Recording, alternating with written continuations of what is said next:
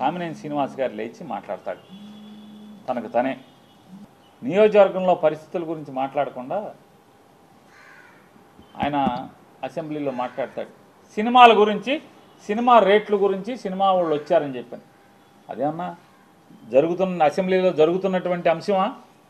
అదేం చర్చ జరుగుతుండగా ఈయనేమన్నా లేచి మాట్లాడా? అది కూడా కాదు.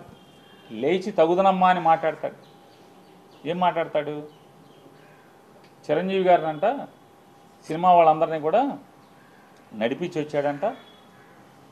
నడిపించి వచ్చి నేను రాను మాట్లాడతాకి వచ్చిన తర్వాత వాళ్ళందరూ వచ్చాక మన సినిమాటోగ్రఫీ మంత్రితో మాట్లాడుకుని పొమ్మనండి వాళ్ళని, నేను రానని చెప్తే చిరంజీవి గారు పెద్ద పెద్ద అరుపులు అరిచాడంట, రంకులు వేసాడంట. తమాషాగా ఉందా అది ఇదని వెంటనే భయపడి జగన్ గారు వచ్చి వాళ్ళతో చర్చలు జరిపాడంట. అరే వయసుకి, హోదాకి ఎమ్మెల్సీ చేసాం, మంత్రి చేసాం, మళ్ళీ ఇప్పుడు ఎమ్మెల్యేగా ఎలగబెడుతున్నాం. 80 ఏళ్ళ వయసు. ఇది విచక్షణ, ఇంగిత జ్ఞానం ఏంటయా అంటే గోతికాండి నక్కలాగా మంత్రి కావాలి. ఆ సత్యకుమార్ గారిని రేపో మాపో పీకేస్తే మంత్రి ఇస్తాడేమో, లేదంటే 21 ఖాళీ ఉంది కదా దాంట్లో మంత్రి పదవి. ఈ వయసులో కూడా ఊరు పొమ్మంటుంది, కాడి రమ్మంటుంది. 80 ఏళ్ల వయసులో పచ్చి పాపం మాటలు మాట్లాడటం అవసరమా ఆయనకి? అసత్యాలు.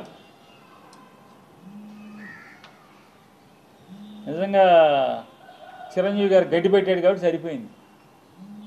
వాళ్ళ తమ్ముడు గారు మాట్లాడినప్పుడు మళ్ళీ తమ్ముడు బాధపడతాడేమో సైలెంట్గా ఉండకుండా అదృష్టవశాత్తు బాలకృష్ణ లేచాడు. బాలకృష్ణ లేచి అంటే బాలకృష్ణకి బాధ ఏంటంటే ఇప్పటికే చచ్చిపోతున్నాడు బాలకృష్ణ. పవన్ కళ్యాణ్ ఉప ముఖ్యమంత్రిగా హెలికాప్టర్లో విమానాల్లో తిరుగుతాం, వాళ్ళ బావ వంగి నమస్కారాలు పెడతాం. ముఖ్యమంత్రితో సమానంగా జామర్లు ఉన్న కారు, ముందు ఒక 3 పోలీసు కార్లు, వెనక ఒక 10 పోలీసు కార్లు. అసలు మామూలుగా పవన్ కళ్యాణ్ కారు దిగంగానే వాళ్ళ బావ కన్నా ఎక్కువగా ఓ 25 మంది పోలీసులు చుట్టూ సఫారీలు వేసుకుని తుపాకులు ఇచ్చుకుని ఓ 25 మంది పోలీసులు. కొత్తలాడిపోతున్నట్టున్నాడు మనోడు. మామూలుగా ఉడుకుతున్న అన్నానికి అడుగుని సెగలేపితే మామూలు పొంగు వచ్చినట్టుగా లోపల మ్యాన్షన్ హౌస్ ఫుల్లుగా. అసలు రాను ఏమైపోతుందంటే ఇట్లాంటి వాళ్ళ మూలంగా ఆర్టీసీలో కండక్టర్కి డ్రైవర్కి డ్యూటీ ఎక్కేప్పుడు బ్యాందీ సారా తాగేప్పుడు పెడతారు. ఆ గొట్టం ఏంటంటే నోట్లో గొట్టం పెడతారు, బ్రీత్ అనలైజర్. ఆ బ్రీత్ అనలైజర్లో అసెంబ్లీ గేట్ కాడ కూడా తలుపు కాడ కూడా పెట్టాల్సిన పరిస్థితి వచ్చేసింది. రాబోయారు ఇక మామూలుగా ఇట్లాంటి వాళ్ళు ఉంటే ఇక అంతే కదా. ఏమవుద్ది? అసెంబ్లీ తలుపు కాడ లోపల తలుపు తీస్తారు మామూలుగా హాల్లోకి లోపలికి వెళ్ళి అక్కడ బ్రీత్ అనలైజర్ పెట్టి ఎమ్మెల్యేలను కూడా లోపలికి పంపించాల్సిన పరిస్థితి వచ్చేసింది కదా. తప్ప తాగి కళ్ళు నెత్తికెక్కి మాట్లాడతాడు. సైకో అంటాడు. ఎవడు సైకో? బాలకృష్ణ అనేవాడు సైకో. ఎందుకు సైకో? పవన్ కళ్యాణ్ హోదాని ఆ వెలుగుని చూసి ఏడవలేక సైకో. నువ్వు సైకో. ఎవడికి సైకో? మాకేం సైకో? ఏం చేశాడు సైకో? సిగ్గు లేకుండా నేను కలవలేదని చెప్తావా? రోజు పురాణాలు నోట్లో ఒల్లివేయటం కాదు, బట్టి పట్టం కాదు, వేద మంత్రాలు బట్టి పట్టం కాదు, దేవుడి పద్యాలు బట్టి పట్టం కాదు. నాలుక మీద పురాణాలు, ఉపనిషత్తులు, వేదాల్లో ఉన్న వాక్యాలు అవి బట్టి పట్టినంత మాత్రాన ఇట్టాగుంటుంది. బట్టి పడితే జీవితం, బట్టి పట్టిన బతుకులు ఇట్టాగా ఉంటాయి. పేరుకేమో బయట మామూలుగా మైకూర్చుకుంటేనేమో వేదాలు, ఉపనిషత్తులు అవి మాట్లాడటం ఆ ఊ అని చెప్పని మనిషిని మందేస్తే ఇది మన తంతు.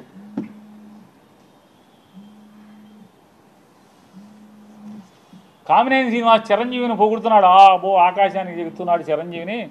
చిరంజీవి ముఖ్యమంత్రిని రంకెలేస్తే జగన్ బయటికి పరిగెత్తుకొచ్చాడు అని ఆకాశాన్ని లేపితే ఈయన ఉండబట్టలేకపోయాడు. లేచిపోయి వెంటనే కామినేని శ్రీనివాస్ గారు సైకో అప్పుడు వచ్చారు కదా సినిమా వాళ్ళు అది ఇదని. సాక్షాత్తు బాలకృష్ణ నాతో ఫోన్లో మాట్లాడాడు. నాతో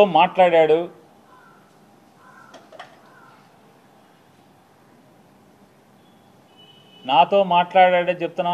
నాకు జన్మ ఇచ్చిన నా తల్లిదండ్రుల మీద ప్రమాణం చేస్తున్నా, నువ్వు చేయి నాతో మాట్లాడలేదని చెప్పాను. మీ అమ్మ నాన్న మీద మాటకి చెప్తారు కదా. అరే ఎన్టీ రామారావు గారు, బసవతారకం గారు ఎంత క్యారెక్టర్ ఉన్నవాళ్ళు, ఎంత సంస్కారవంతంగా బతికారు వాళ్ళు, ఎంత సంస్కారవంతంగా బతికారు. వాళ్ళ కడుపున పుట్టి ఈ రకమైనటువంటి నీచపు మాటల అసెంబ్లీలో.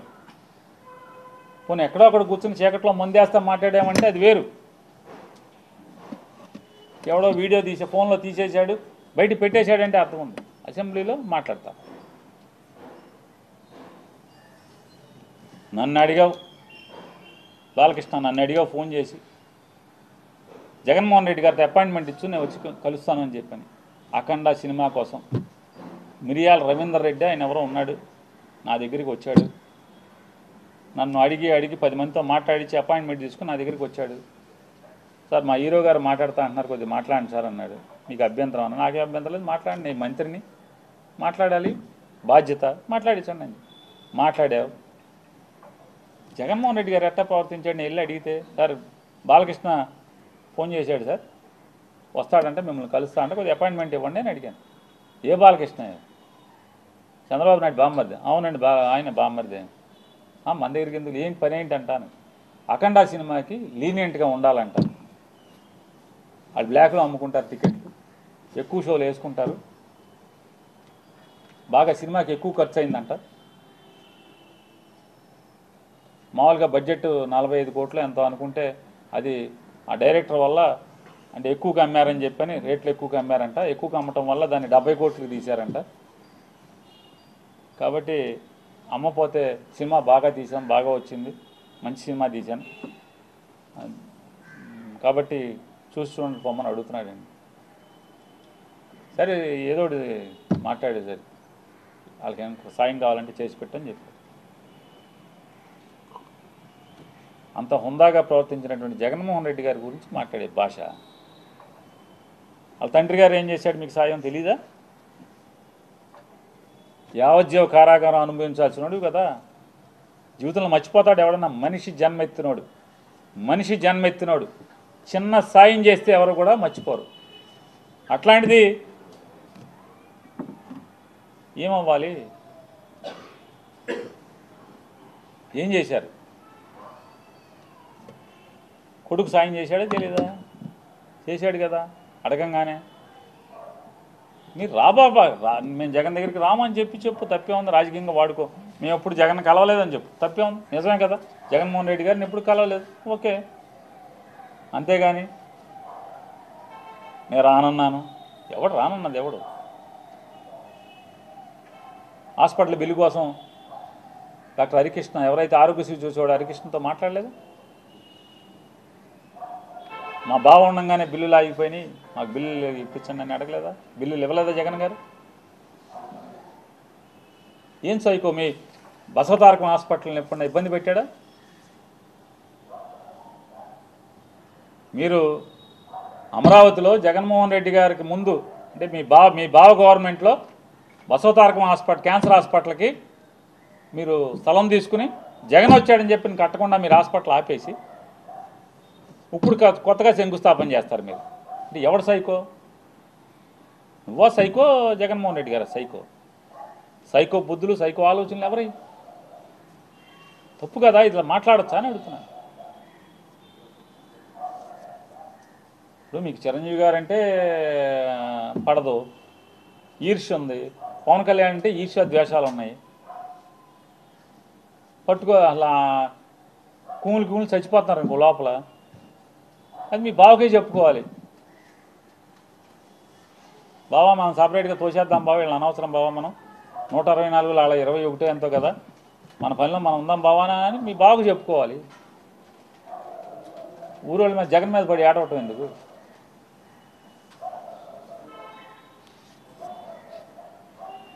నిజంగానే ఈ కామినేని శ్రీనివాసు ఇట్లాంటి అవాకులు చవాకులు తప్పుడు మాటలు నిజంగా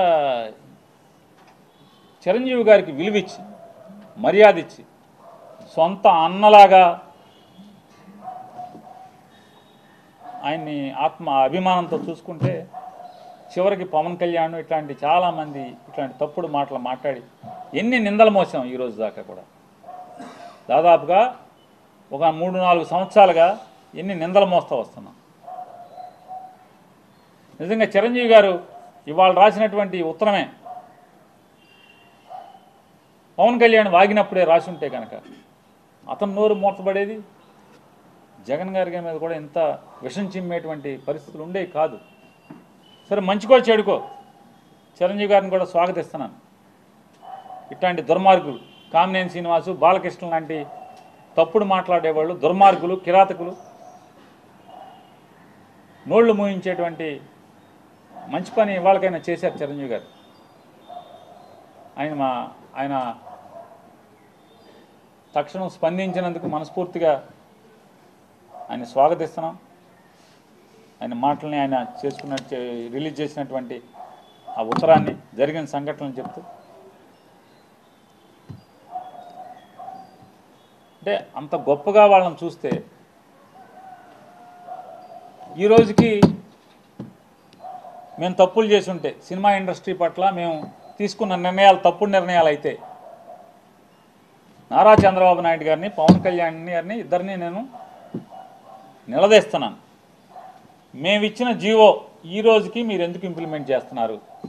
రద్దు చేయాలి కదా. మా నిర్ణయం తప్పుడుదైతే, సినిమా పరిశ్రమ పట్ల మేము తీసుకున్న నిర్ణయాలు తప్పుడు నిర్ణయాలు అయితే మీరు ఎందుకు రద్దు చేయట్లేదు? అదే జీవోను అనుసరించి వాళ్ళకి మీరు అందరికీ సినిమా రేట్లు ఎందుకు మీ దగ్గరికే రావాలని ఎందుకు కోరుకుంటున్నారు? ఆ రోజు జగన్మోహన్ రెడ్డి గారు సినిమా వాళ్ళని కాళ్ళకాడికి పిలిపించుకోవడం అని మీరు దుర్భాషలాడింది, మరి ఇవాళ మీరేం చేస్తున్నారంటున్నారు? ఎవరి కాళ్ళు బ్లాక్లో అమ్ముకోవచ్చు కదా, మీరెందుకు నియంత్రిస్తున్నారు?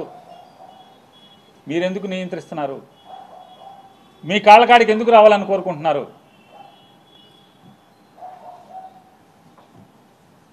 మీ కాళ్ళకాడికి ఎందుకు రావాలని కోరుకుంటున్నారు? అంటే మీరేమో పైనుంచి పైలోకం నుంచి సరాసరి బ్రహ్మదేవుడు బొడ్లోంచి ఊడిపడ్డారు. జగన్మోహన్ రెడ్డి గారేమో వాళ్ళ అమ్మ కడుపులోంచి ఊడిపడ్డాడు నేల మీద. మీరు చేస్తే అన్నీ పత్తిత్తు కౌరులు, మీరు చేసేవన్నీ. అతను చేస్తే పాప పనులు అవన్నీ జగన్మోహన్ రెడ్డి గారు చేస్తే.